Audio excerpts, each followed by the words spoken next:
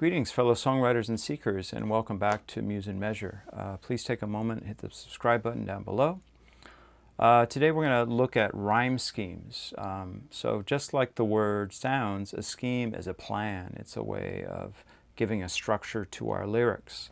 Now there's plenty of songs that don't have rhyming lyrics, and there's no reason why you have to rhyme your lyrics, but it's kind of nice because through rhyming, our brain is able to pick up patterns because they're similar sounding.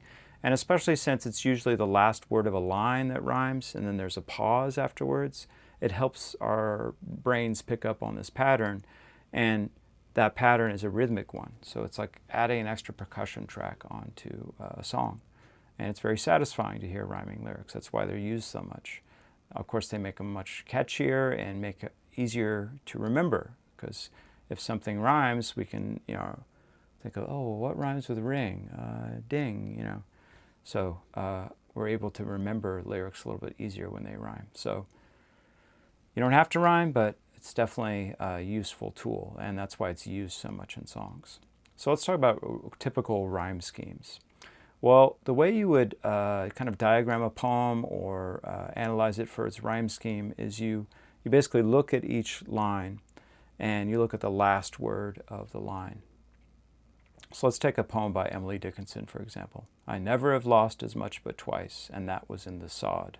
Twice have I stood a beggar before the door of God. Angels twice descending reimbursed my store. Oh, burglar, banker, father, I am poor once more. Okay, so you look at each line, and basically you use the letters of the alphabet in order for every new sound. And what do I mean by sound? Like, whatever the sound of the word is. So I never have lost as much but twice. So twice. So ice, that's the sound that we're listening for. So we'll call twice the letter A. And we're looking at the next line now to see if it has the same sound. And that was in the sod. Well, sod and twice do not rhyme. They don't have the same ending sound. So you would put a B for sod. Okay. Twice have I stood a beggar. Twice have I stood a beggar. Well, beggar doesn't rhyme with twice or sod, so that would become C. And then before the door of God. Aha. Well, God and sod rhyme, so that gets the letter B. So any line that rhymes with another line, they share the same letter of the alphabet in the rhyme scheme diagramming. Okay. So this is what we call alternate rhyming, where not every single line rhymes with the other. Because you have A, B, C, B is the rhyme scheme for that. Now, it's very common to have couplets in lyrics where you have two lines and they rhyme with each other. For example, Michelle, my belle. Michelle, my belle. These are words that go together well. Belle, well. Okay, A. That's a rhyming couplet.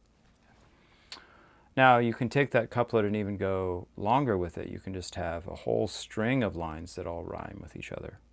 Darkness at the break of noon, shadows even the silver spoon, the handmade blade, the child's balloon, eclipses both the sun and moon. You understand, you know too soon, there is no sense in trying. Okay, so all those words up until trying all rhymed. Okay, and so those are all sets of couplets, and you can hear how that rhythm really comes out. Pointed threats they bluff with scorn. Suicide's remarks are torn from the fool's gold mouthpiece, the hollow horn that plays wasted words that proves to warn that he not busy being born is busy dying. Okay? So this long stream of rhyme schemes. And what you should really decide when you're coming up with your own rhyme scheme and basically figuring out how you want it to work is you basically are going to decide, like, well, what is one unit of lyrics within a verse or a chorus? Okay, so am I going to have 4 lines? Am I going to have 3 lines or 5 lines? What poetically makes sense with this way? Now, if you have a melody already, well, that will dictate. So basically, a line ends when there's a pause in the melody. So da da da da da da da da da da da da da da. Da da da da da da da da da da da da da da. So those pauses will show you where the break is. So there were 4 lines there. And so this is a quatrain. And so then you decide, do I want to have couplets where they both rhyme with each other, where they're two in a set? That's really powerful for when you want to have that very kind of rap-like rhythm. Darkness at the break of noon, shadows even the silver spoon. Okay? So if you want to have that really rhythmic, driving lyric like that, then couplets are really strong. If you want to have something that breathes a little bit more, that's looser, you might want to do alternate rhyme. Okay? So, I never have lost as much but twice, and that was in the sod. Twice have I stood a beggar before the door of God. Okay? See how that breathes a little bit more. It's not quite as rhythmic as da da da da da da da. Darkness at the break of noon, shadows even silver spoon, the handmade blade, the child's balloon, eclipse of both the sun and moon. Very, very rhythmic. Okay? So if you want something that's a little bit looser in its rhythm, especially for like a slow ballad. Now, if it's a driving, like really rocking song, those couplets are really strong together for creating a rhythm. Okay?